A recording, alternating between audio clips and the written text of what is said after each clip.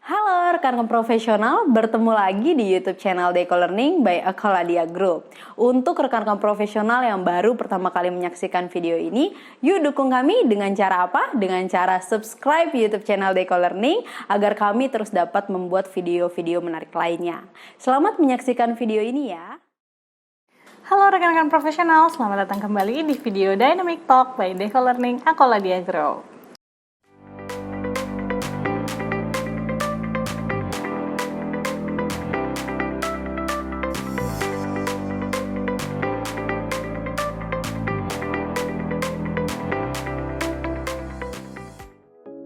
Pada sesi kali ini, saya, Baby, berkesempatan untuk berdiskusi kembali bersama salah satu praktisi di dunia project management.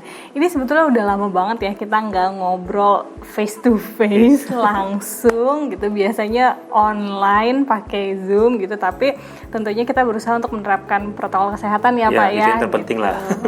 Betul. Nah kalau gitu, mungkin rekan-rekan profesional yang udah sering banget atau udah scroll down banyak dan tonton video-video Dynamic Talk udah familiar nih sama seseorang yang udah ada di samping saya. Langsung aja yuk kita sapa Bapak Bronson Wijaya. Halo Pak, apa kabar? Baik Mbak Baby. Pak sehat Pak? Sehat-sehat? Sehat, untungnya masih sehat. Juga keluarga juga sehat? Sehat semua? Masih aman? Masih. Yang penting kan semua protokol kesehatan kita turutin, ya anjuran pemerintah kita ikuti ya. Betul. Tinggal berserah ke atas lah. Iya benar-benar sih ya. Kalau udah terakhir udah pasrah ya Pak ya gitu. Karena kalau dilihat-lihat circle-nya udah mulai mengecil ya Pak ya. Iya. Makin deket kayaknya gitu orang-orang yang positif gitu. Tapi mudah-mudahan kita semua sehat-sehat ya Pak ya. Iya. Rekan-rekan profesional yang menyaksikan juga sehat-sehat. Nah Pak, ini kan udah 2021 nih. Kita kalau ngomongin soal project itu kan sifatnya lumayan dinamis ya Pak ya gitu. Nah kita diskusiin deh soal perkembangan project management itu dari PMI sekarang kayak gimana sih? Apakah ada perubahan-perubahan atau masih tetap sama seperti yang dulu? Kayak Pak. Nah kalau gitu rekan-rekan profesional kita langsung aja mengajukan pertanyaan sama Pak Bronson. Jadi gini nih Pak, di kalangan alumni gitu ya teman-teman sekarang itu project management antusias banyak yang ngebahas soal beberapa perubahan terkait project management body of knowledge atau juga yang terkait dengan outline ujian gitu Pak. Kalau dari Bapak, menurut Bapak kayak gimana sih? Apa sih, ada perubahan apa sih sebetulnya gitu? Jadi kalau misal kita bicara perubahan, satu yang udah pasti itu adalah outline ujiannya dulu nih. Kita satu-satu ya, kita lihat. Jadi dari sisi ujian, dari sisi praktiknya. Dari sisi ujian, outline-nya itu sejak tanggal 31 Januari terakhir menggunakan outline. 31 Desember itu terakhir menggunakan outline yang lama. Sejak tanggal 2 Januari kita menggunakan outline yang baru. Nah, kita tahulah outline lama itu tadinya berdasarkan proses grup yang ada dalam Pembok Guide edisi ke-6, yaitu dari mulai initiating sampai closing ya. Nah, sekarang diubah menjadi people, kemudian ada proses dan ada bisnis. Nah, itu jadi perubahan outline-nya yang diterapkan. Nah, kalau dari sisi referensinya sendiri, Pembok Guide-nya sendiri itu belum ada perubahan. Jadi baik Pembok Guide edisi ke-6 terus sama yang Agile Practice Guide-nya itu masih tetap digunakan sebagai referensi. Gitu. Berarti referensinya masih tetap Pembok ke-6, tapi outline ujiannya itu ada sedikit penyesuaian gitu. Ada sedikit ya, penyesuaian. Oke deh. Berarti perubahannya tadi lebih ke sisi outline gitu ya. Sisi outline-nya. Oke. Nah Pak, kalau dari segi konten pembelajaran project management nih, Bapak sebagai fasilitator, menurut Bapak perubahan-perubahan apa sih yang perlu diketahui sama sama teman-teman profesional sekarang nih biar up to date gitu? Jadi contohnya sekarang ya, kalau kita lihat sejak Maret tahun lalu, sejak Maret tahun 2020 itu namanya.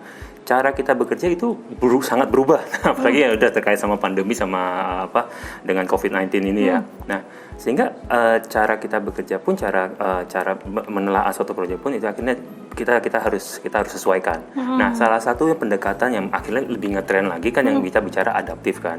Tapi bukan berarti ya kita semua yang prediktif kita benar-benar jadikan adaptif gitu kan, atau semua yang sifatnya memang yang waterfall akhirnya kita coba jadikan agile, enggak juga. Tapi ya ada berapa menurut saya itu perkembangannya akhirnya ada beberapa fundamental atau konsep dari si agile sendiri yang bisa kita terapkan pada proyek-proyek yang prediktif. Akhirnya cara kita bekerja seperti hybrid itu bisa berlaku. Nah, untuk teman-teman yang praktisinya di waterfall ya. Tapi kalau untuk teman-teman yang di agile ya karena kebiasaan mereka sudah misalnya bekerja dengan remote, istilahnya nggak harus bertemu, mereka bisa bekerja. Perubahannya nggak terlalu sih. Cuma akhirnya ketika mereka pasti juga punya bagian-bagian yang harus ketemu langsung kan, atau harus penerapan langsung di lapangannya, ya itu harus disesuaikan dengan protokol kesehatan. Kembali ke sana. Nah, kalau perkembangan lainnya lagi, tadi kalau dari sisi praktiknya ya, balik lagi kalau dari sisi outline ujiannya sendiri juga, akhirnya kalau misalnya dibandingkan, kemarin kan kita berkesempatan ya Mbak Baby juga untuk membandingkan antara istilahnya ada enabler, jadi bahan-bahan yang diujikan itu antara outline lama dengan outline baru, itu kalau dibandingkan apple to apple, sebenarnya penambahannya sekitar 20-30% hal yang baru.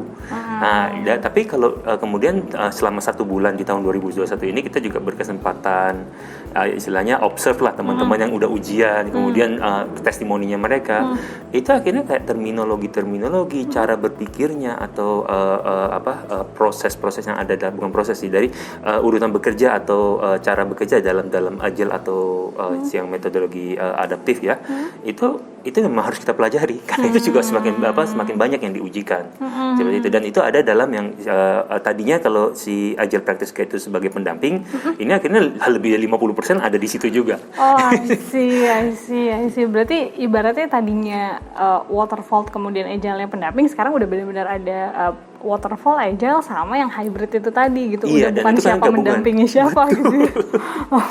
I see. Pak, tapi kalau dari tadi kan ngomongin soal ujian ya. Kalau dari sisi ujiannya sendiri ada yang berubah nggak sih? Dari secara teknis gitu, secara apakah teknis aja? Gini, jadi secara teknis dia tetap mayoritas pilihan gandanya tetap. Jadi cara ujiannya ya pilihan ganda 4 pilihan. Tapi terakhir testimoninya dan kita juga observe dari yang tadinya 200 soal selama 2 jam. 4 jam. 200 soal makin susah. Nah, itu menjadi 180 soal selama 230 menit. Oh gitu. Nah, kemudian ada beberapa tipe soal yang sifatnya adalah mencocokkan.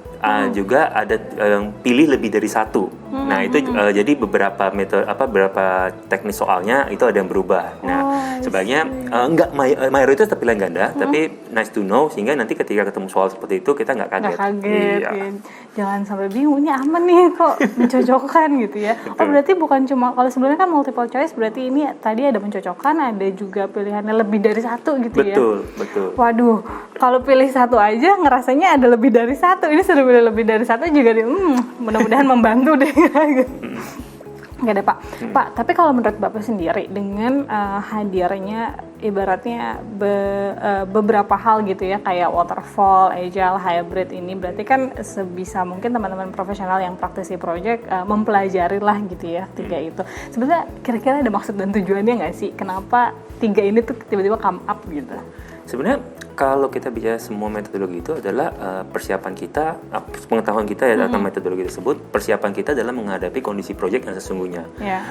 Ini seperti quote salah satu data saat train the trainer itu ada juga dia menyatakan bahwa sebenarnya kita seperti pool of knowledge, jadi kita mengumpulkan knowledge sebanyak-banyaknya sesuai dengan kebutuhan kita, sehingga nanti ketika pada saat kita tahu mau kita menghadapi suatu masalah atau kita menghadapi suatu kondisi, kita tahu kita mau pakai yang mana atau kita mau ngapain kayak gitu. Nah, sehingga bahkan kalau dibilang gini, project yang prediktif pun, apalagi kalau saya sudah mendekati ke area yang EPC gitu kan, itu akan banyak sekali perubahan-perubahan juga di dalam situ. Dan apa yang harus kita lakukan terhadap perubahan tersebut? Kalau misalnya bersifatnya dinamis. Nah, metode agile atau fundamental dari agile sendiri atau metode adaptif ini itu ya berguna pada saat-saat seperti itu. Tapi kita tidak bisa serta-merta langsung mengadopsi full. Nah, sering yang jadi masalah adalah kita berusaha, kita tahu project kita sebenarnya prediktif dalam konteks requirement sama secara agreement-nya itu sudah kita ketahui, tetapi kita berusaha karena ngikutin tren lah, kita menerapkan adaptif ke sana. Nah, itu yang bikin pusing sendiri. Jangan juga ikut kekinian tapi ternyata nggak cocok gitu. Betul. Ya Pak ya. Atau sebaliknya justru ketika project-nya yang pilih salah satu biasanya requirement-nya kah atau agreement-nya itu yang uncertain, yang masih tinggi uncertainty-nya. Kalau dua-duanya uncertain jadinya chaos kan ya. Ini salah satunya biasanya maka kita bisa terapkan agile di sana. Tapi banyak juga yang dalam kondisi tersebut berusaha menerapkan benar-benar prediktif. Dia mencoba istilahnya mengestimasi semuanya di depan. Dia kembali nggak kena kayak gitu. I see. Berarti memang sebisa mungkin kalau ngomongin soal knowledge, bikin library aja deh itu di brainnya gitu ya. Nanti tinggal perlu yang mana, storage-nya tinggal dicari. Betul. Gitu ya. I see. Okay. Nah, tapi kalau pengalaman Bapak selama ini gitu ya, Bapak lebih banyak ke metode apa sih? Kalau saya sendiri, karena saya praktisinya di bidang konstruksi ya umumnya, jadi baik engineering dan konstruksi, secara garis besar atau globalnya itu saya lebih banyak ke arah prediktif atau waterfall. Cuma kalau misalnya saya udah masuk ke EPC contohnya, waterfall yang dibilang yang konsepnya adalah saya harus tahu dulu baru saya maju yang ke berikutnya. Kalau pada EPC nggak bisa gitu juga. Bahkan contohnya antara engineering sama procurement-nya itu harus saling overlapping misalnya gitu kan. Nah, berarti kan ada sesuatu yang harus terapkan dan siap-siap terjadi perubahan kan. Nah, welcoming the changes ini ya itu harusnya saya menerapkan fundamental atau mindsetnya si agile di sana. I see. Tapi ada kesulitan nggak? Maksudnya kan biasanya secara garis besar nih waterfall kan gitu. Tapi kemudian di dalam atau di tengah-tengah gitu harus menyesuaikan dengan mindset agile gitu. Ada kesulitan nggak sih menurut Bapak? Ada challenge? Tantangan? Challenge utamanya itu sebenarnya ya kalau misalnya dibilang selama kita tahu kebutuhannya kita, metode itu dan cocok dipakai, itu akhirnya malah ngebantu kan. Akhirnya sebenarnya challenge-nya di luar itu, challenge-nya justru adalah satu mengedukasi stakeholder kita. Karena terkadang kalau misalnya contohnya nih, apalagi kalau misalnya kita bicara BUMN ya, salah satu diajar kan collaboration, yang kita bicara collaboration over contract negotiation. Artinya walaupun ada kontrak, tapi kalau ada perubahan ya harusnya bisa kita terapkan gitu kan. Atau satu lagi istilahnya kalau di Agile itu working software, tapi kita bicara adalah delivernya itu bisa di-deliver over sebutnya sih comprehensive documentation, atau ada yang bilang itu excessive documentation. Artinya kita tidak menyalahkan dokumentasi, tapi kan kalau berlebihan juga masalah kan. Nah, ketika mereka terbiasa dengan yang submit dokumen, mereka preview, mereka periksa, dikembalikan lagi, itu kan makan waktu. Apalagi dengan kondisi sekarang di mana kita cuma bisa pakai online, kita kirim, kadang nggak bisa ketemu langsung untuk menjelaskan, itu loopingnya itu biasanya suka lama tuh. Kalau mereka bisa kita edukasi, bisa kita sama-sama pahami, kita sama-sama sepakati, pakai agile contohnya. Pak, sebelum kita approve apa-apa, yuk kita diskusikan dulu yuk, full gitu kan, sampai akhirnya kita punya mindset yang sama. Waktu submit dokumen, sekali submit selesai. Nah, itu contohnya cara yang bisa kita jalankan. Okay. Kalau gitu gini, boleh dong Pak diceritain atau di-sharingin nih kira-kira pengalaman Bapak nih, contoh kasus deh pada saat menerapkan waterfall terus tiba-tiba ada agile-nya gitu. Ya, contohnya bisa dua contoh yang biasa saya kasih kan, dan ini biasanya dipraktikkan itu kalau hubungan antara engineer sama procurement dulu. Kalau saya benar-benar menerapkan prediktif, gitu kan, akhirnya saya misalnya sebagai engineer, procurement kan mau beli barang nih, dasar dia beli barang adalah data dari saya, maka saya akan bilang tunggu datanya selesai dulu semua baru beli. Bayangkan berapa lama tuh, gitu kan. Nah, tapi kalau misalnya kita bisa bilang, nih procurement waktu cuma ngundang vendor, dia cuma butuh poin 1, 2, udah itu dulu kita kasih, yang lain kita lanjutkan untuk kerjainnya. Begitu procurement katakan masuk ke fase berikutnya, dia mulai analyzing, sampai tahap mana sih kita bisa harus kita kasih, kita diskusikan lagi. Begitu mereka mau negosiasi akhir, baru kan ada final kan. Nah, procurement itu sendiri kan makan waktu nggak cepat, bisa sebulan 1,5 bulan sendiri. Engineering 1,5 bulan udah bisa kerjain macam-macam kan. Nah, itulah kita. Kedua contohnya kayak engineeringnya sendiri sama ini klien pernah terakhir kita terapkan begitu. Jadi konsepnya salah satunya adalah nggak ada namanya project manager, nggak ada yang namanya kayak kepala departemen gitu kan. Begitu tim yang saya handle memberikan laporan salah, katakan ada bagian yang harus diperbaiki. Kalau memang harus bisa langsung saya perbaiki, saya langsung perbaiki. Ketika diskusi dengan sama si kliennya, mereka bisa lihat ini udah benar langsung kan, ya udah set langsung submit 1 kali saja itu sudah cukup. Jadi nggak ada birokrasi atau dokumentasi yang bolak-balik gitu. Dan ini sebenarnya bukan penerapan yang penerapan ini bukan penerapan yang nggak biasa. Dulu udah sering diterapin kayak gini, cuma istilah kalau dulu orang bilangnya ini gayanya cowboy banget sih gitu kan. Tapi sekarang bahasanya ini adalah adaptif, adalah agile gitu. Konsepnya lebih kuat, dan walaupun tapi kan agile sendiri udah sejak 2001 ya udah muncul kan ini kan. Sebetulnya mungkin prakteknya itu bukan sesuatu yang baru ya Pak ya, gitu. Cuma mungkin orang nggak aware kalau ini tuh ternyata mindsetnya tuh ini loh. Betul. Gitu. Oke deh kalau gitu Pak, sebelum ke pertanyaan selanjutnya, saya mau ajak rekan-rekan profesional semuanya yang sudah menyaksikan sampai sejauh ini tapi belum subscribe, jangan lupa subscribe. Kalau nanti videonya disukai silahkan di like, kalau dirasa bermanfaat untuk rekan-rekan yang lain boleh di share, kalau ada pertanyaan boleh tuliskan di kolom komentar. Oke? Nah Pak, lanjut ya, kita ke pertanyaan selanjutnya. Ini kan sebetulnya berarti apakah teman-teman praktisi di project management itu harus mempelajari lebih banyak knowledge, atau ada perubahan nggak sih dari PMBOK gitu dengan sekarang yang harus mereka pahami terkait dengan knowledge? Sebenarnya kalau bicara soal knowledge, kalau di PMBOK sendiri belum berubah ya, masih di PMBOK edisi ke-6. Ada nanti rencananya PMBOK edisi ke-7, tapi itu belum bisa kita bilang lebih detail lagi seperti apa gitu kan. Tapi kalau balik ke PMBOK edisi ke-6 misalnya, di dalamnya sendiri ada kontennya, itu ada 49 proses, di mana proses-proses ini nanti akan kita jalankan dalam satu project. Di sana juga ada kontennya kayak project management plan-nya, ada 18 item yang harus kita istilahnya kita pikirkan lah gitu kan. Kemudian dari sisi project dokumen ada 33, itu belum turunannya. Nah, akhirnya kalau misalnya harus dipelajari, menurut saya sih kita kalau pelajari semuanya oke. Tapi konteks yang lebih penting itu adalah pemahaman kita dalam menerapkan knowledge area tersebut kalau pada praktiknya ya. Cuma kalau memang kita balik-balik ke ujian ya, kalau waktu kita ujian knowledge-nya itu semua harus kita pelajari gitu kan. Nanti di ujian pun kalau untuk PMP dia akan nanyain soal soal kondisionalnya, terus gitu ya, harus dipakai betul.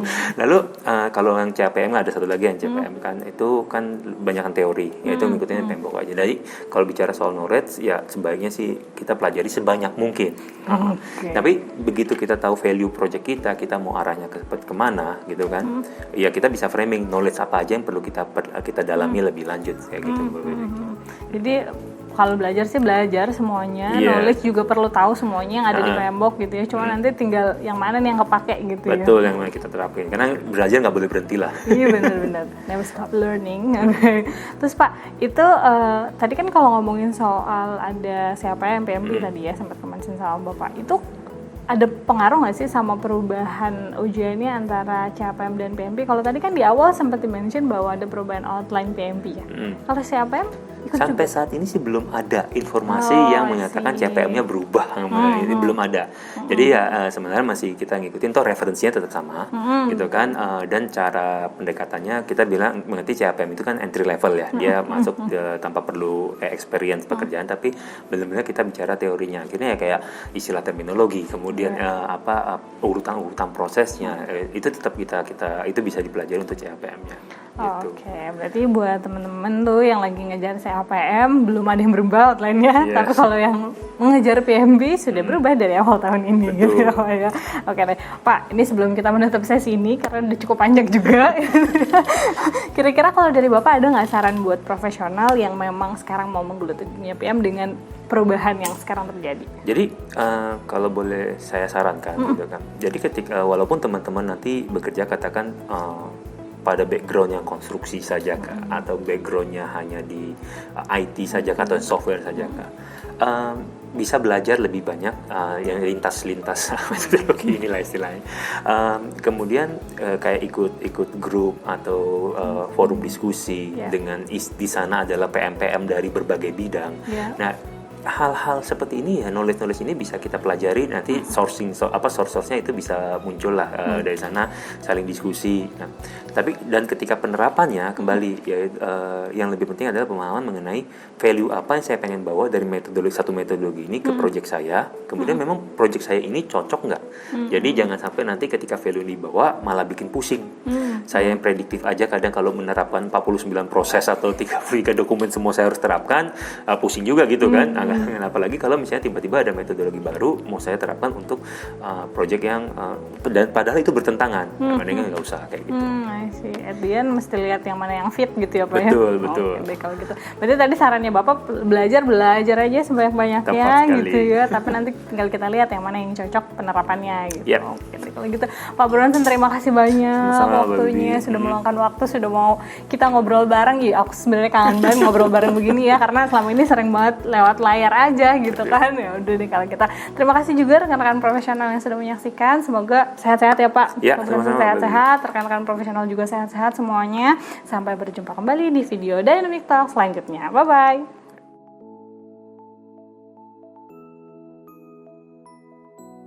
Halo rekan-rekan profesional, jika Anda menyukai video ini, yuk dukung kami dengan cara subscribe, like, and share video ini. Nah, untuk rekan-rekan profesional juga yang ingin memberikan masukan ataupun saran, langsung saja tulis di kolom komentar di bawah ini. Semoga video ini bermanfaat ya untuk rekan-rekan profesional. Sampai jumpa kembali di video Dynamic Talk berikutnya.